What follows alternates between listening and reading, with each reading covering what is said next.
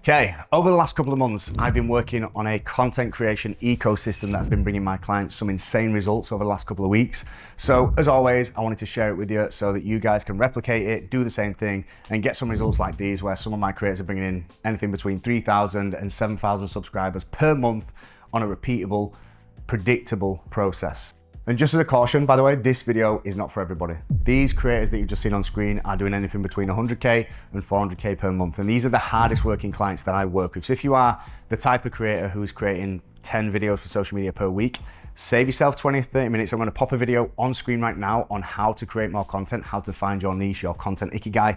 Don't watch this video until you've watched that one. But if you are a serious creator and you've already reached a pretty decent level, you have found your content verticals, you just need to figure out how to maximize that and really bring in the attention and the subscribers. This video is for you, so keep watching.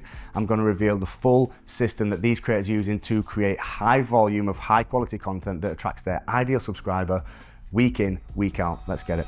The very first thing that I do when I onboard a creator just before the onboarding call is identify the winning content formula, not just in high performing content, but in what ingredients the creator actually brings to creators. So identifying their strengths, refining the things that they do well, but also on the other hand, refining the things that they don't do so well. So let's say we book the onboarding call, it's in 24 hours time.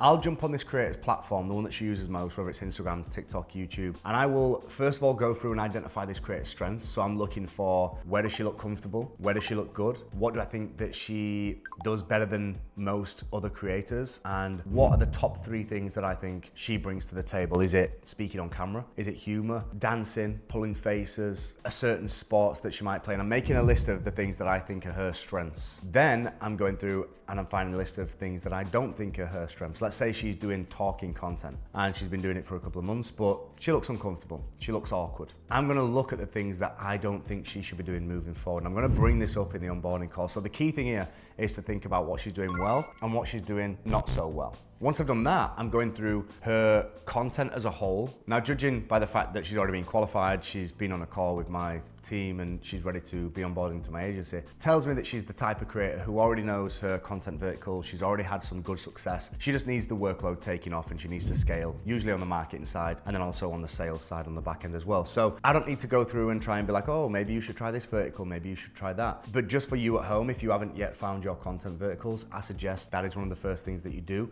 I'll pop a video on screen right now so you can go away and watch it, help you find your own content verticals based off of your ikigai, which is the Japanese concept which has been going around for hundreds of years. It is actually the way to find what's going to make you genuinely happy in life. It's based off what you're good at, what you enjoy doing, and what can actually bring you money, but it also converts perfectly into content creation as well. So go and watch that, then come back and watch the rest of this video. But if you already have your content verticals and you're already watching this, there's no need for me to go through and find your content verticals if you are already winning, if you already have viral content, consistent viral content, not just like 1 or 2 wins here and there. So I'm going to use that data and I'm going to use it as feedback, and off the back of that, when I come into a call with a creator, I'm going to bring all this to the table, maybe bounce some ideas to and from and really establish 3 to 5 winning content verticals that this creator is going to create, and I'm going to help them maximize the volume and the quality of it. So once we've found the strengths and I've done the calls and we've spoke to the creator and we've made a content plan, it's essential for me and the creator to then stack over a 6-week period certain ideas within this creator's content verticals based off of their strengths to be able to find some variation of a real consistent viral winning product. So to bring it all back and explain what we're going to test and what we're going to double down on over these 6 weeks, let's say we've got this creator, her name's Lucy, and she is good at football. She's been making different styles of football content. She's also good at dancing, and she also does some form of fashion. She's got some nice clothes and some nice outfits, and she usually shows them off online. So we've gone through her content, and let's say she has a few viral videos playing football, a few viral videos trying outfits on, and a few viral videos doing some dancing. I want to look at those videos, and by the way, I've just created a whole video on this. I'll pop this up right here on how to maximize winning content to be able to like multiply the virality. And I'm also going to talk about it in this video, but if you want to shoo away, watch that, please do. If you want to watch the end of the video, I'll pop it back on the screen at the end. But the key to this thing is being able to stick to what's already working and change some small variables. Because I see these creators, they're jumping onto people like Sophie Rain's trends and the Bop House trends, and they're trying everything. They're not really establishing their own strengths into their own content pillars, and therefore it's a very short-lived career. You may get a couple of little wins here and there. You're never going to do it as good and consistent as the Bop House girls because they are setting the trends. And if you are just following days or weeks behind, you're never going to level up and you're never really going to take over if that's the way that you want it to go. So looking at what's already working, you've got all your winning content on paper, or if I'm working with a client, I've got all of their winning pieces of content here, and I've identified what it is that's going on in it, and I want to make some small tweaks. So let's say we're using this Lucy as the perfect example. She's a footballer, and all of her football content is actual film footage of her games, but it's like highlight reel content. You know, it's not in 4K, it's not the best content because it's been cropped from YouTube standard to Instagram standard, but it still works quite well. So I'm like, right, she's got the skills, she's got the attention, people like seeing her play football, and she looks good in the kit. So cool, what other variations can I change to make this content vertical work for her? So I'm thinking of different ways to do it. Could I do challenges? Could we get some training footage? Could we do 1v1s, kick-up challenges, crossbar challenges? Could we get game footage filmed in better quality so that it shows her and her outfit off in a better standard? And I'm listing all these ideas of things that she can do under the football niche. Then it comes to fashion, and I'm looking, I'm like, right, outfit hauls do well, transitions do well, this doesn't do well, this doesn't do well. Let's remove those two. Let's work on the transitions and the outfit hauls, but let's find as many ways as we possibly can to just test little variations over this 6-week period. And the reason why we want it broad, but micro changes, is because by the end of this 6-week period, we can look back at all these different variations that come under these 3 content pillars, and we can go, right, out of these 40 variations under football, these are the best 10 things that work for this creator. Same for fashion, same for dancing. Then once we've found those winning pieces, the things that are like pretty separate, for example, football's gone from challenges to 1v1s to game stuff to diet, health and nutrition. There's so many different things that we test. Once we've got the winning 10, we then go, right, what has made these winning 10 work the best? For example, the challenge one was the most viral, so let's stick to challenges. Yes, you've got your game footage, yes, we can get your pictures and your B-roll and stuff like that, but let's just go heavy on challenges. I want you to go and challenge your teammates, challenge randomers in the street to 1v1s, challenge your parents. Whatever we can do, we get in as many challenges as possible because Lucy's audience like to see Lucy do football challenges. So how this starts to look over a 6-week and a 12-week period of time is a lot of testing on verticals that are already winning based off of this creator strengths. Once we find those, it's small variations, tweaked a tiny little bit on whatever has won over those first 6 weeks. Then when we really get to winning content, and this is the winning content formula, it's like, right, this creator is now creating consistent content that's getting above 300K views, above 500K views. If she's hitting million views on videos, then we lean more into that kind of stuff. And then once we get those, we've got the winning formula, this is where my job really starts to get exciting. I'll jump on a call with a creator, I'll break down exactly what has worked and how it worked, and I'll say, right, the key right now is being able to really multiply what we are doing. So we'll go back to the challenge stuff for the footballer. Let's say she does crossbar challenge. Lucy's doing crossbar challenge and it always goes viral. But the habit that Lucy's had in the past, the reason why we knew that the crossbar challenge was gonna work is because one day after training, her and a teammate said, oh, let's just do a crossbar challenge, let's film it. Lucy kicks the ball, it hits the crossbar, she celebrates, it gets 5 million views. Lucy sits back and goes, that did well, cool, now let's go back to training, let's play a game this weekend, let's do this. Totally forgets about the crossbar challenge, doesn't realize that that is what works for Lucy, that is what kind of blew her up. So what I want to do then is go, right, this is winning, let's find a way to get as many of those as possible. Yes, it's going to be hard to hit the crossbar consistently, but this is where practice comes in. So I would say to Lucy, right, when you go to training on Thursday, take 10 different outfits, shorts, socks, t-shirts, get into one outfit, and I want you to do the crossbar challenge from the 6-yard box, the end of the box, 20 meters out, halfway line, corners, whatever. And I'm trying to get her to film as many variations of this crossbar challenge. Maybe it's, I'm gonna kick the ball at the crossbar as many times as I can until I hit the crossbar. How many do you think I'm gonna get? And then it's like ping, miss, ping, miss, ping, miss, and it's all fast action. Let's say she gets to 20. People are gonna watch it because they wanna see how many takes it actually takes, and we'd have to make it fast paced. But the key here is, I'm telling Lucy to wear one outfit and hit as many crossbars as possible. Let's say she hits 10 out of 50 shots, which is excellent, by the way, it's a good ratio. And the way that she's gonna hit that ratio is by kicking the ball at the crossbar more. She's gonna get better at it. Therefore, if content works where she's kicking the ball at the crossbar, why not get better and slowly more accurate so you can hit the crossbar more often, and then she becomes a creator who never misses the fucking crossbar, right? So she's got 20 videos in one outfit. Then she gets changed, she gets back on the field, she does the same shit in a different outfit. If she's got 10 outfits and she hits 20 crossbars, she's then got 200 videos of her hitting the crossbar. Rather than the one that went viral, she's now got 200. That can be trial reels, that can be YouTube shorts, that could be compilations, that could be used in so many different ways. And I had this experience and I spoke about it in a different video, so I'll try and use a different analogy where creators will come into the agency, they know what content performs well, but they want to test other variations. Oh, but I really want to do this, but I really want to do that. Why? You've already got something that works, just do more of it. So this is where the multiplication comes in, and I'll give you a different example rather than the crossbar. Let's say you're a dancer, you do content and you're just doing bop housey dancing stuff in the street, and you create one video dancing to one song, nobody's around you, and you look really good doing it, and it gets 5 million views. You then test out different dancers, then you go and do cooking videos, then you go and do a podcast. Why?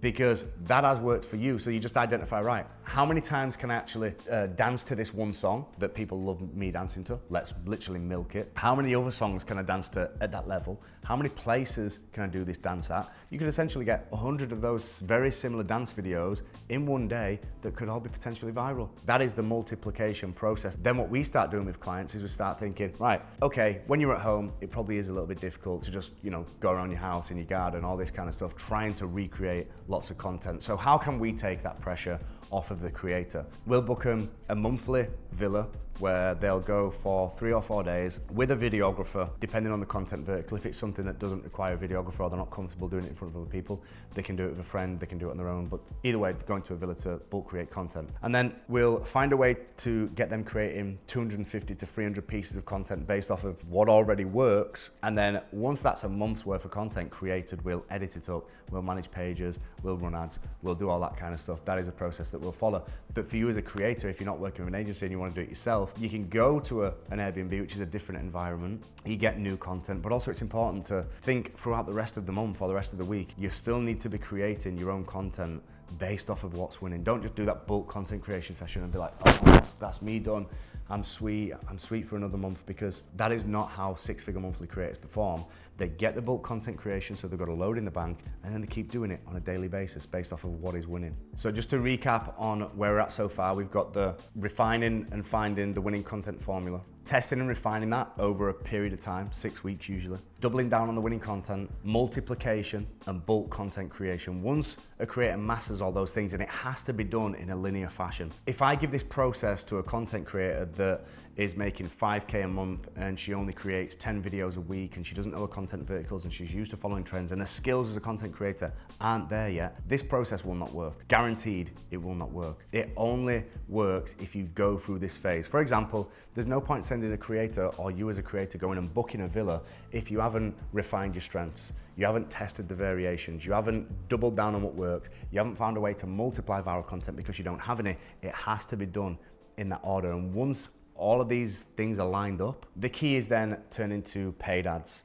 promotion, a way to multiply accounts, multiply the viral content. You make viral content, you find a way to multiply the viral content, then you find a way to multiply the amount that's going out. So yeah, this is where you start to layer in things like paid ads and promotion. And I see it too many times where creators don't create good content, but then they'll ask for promo, they'll reach out to people for shout outs, they'll run paid ads on content that isn't good. It's a waste of money. Now the final key, and in my opinion, the most important thing and the hardest thing for me to try and teach my clients, it's discipline and motivation. Motivation doesn't really exist, so let's just put that word to one side. But when it comes to discipline and when it comes to routine, the biggest gap that gets bridged when people say, what are these 6-figure creators doing that I'm not? Or, people will ask me like, how do you get your creators to do this? I can't really get my creators to do this. Yes, I can speak to them and I'll try and, give them a kick up the arse if they need it, but I can't make creators do that. The only person that can do that is you. So it all comes down to routine. If you can imagine this 6-figure monthly creator who's creating hundreds, sometimes thousands of pieces of content per week, if they had the mindset of, I'm gonna scroll, I'm gonna go out for coffees, I'm gonna go shopping with the girls, I'm gonna create the odd reel here and there and I'm gonna post them straight away. I'm gonna create a reel right now, edit it, post it, done. That might get some attention, probably not. Gets 2K views, you don't get any subs, you don't make any sales. you don't make any cash. These six-figure creators are waking up dialed on a Monday morning with a plan that they've already put in place on a weekend. They already know what content they're recreating. They will literally put the phones in a box. They'll put the phones on Do Not Disturb and they will crack the content out. They've also found a method to create a video that they can chop into millions of different pieces. Like I've said, the productivity hack. Everything I'm talking about in this video is literally tiered in and backed up by discipline and motivation.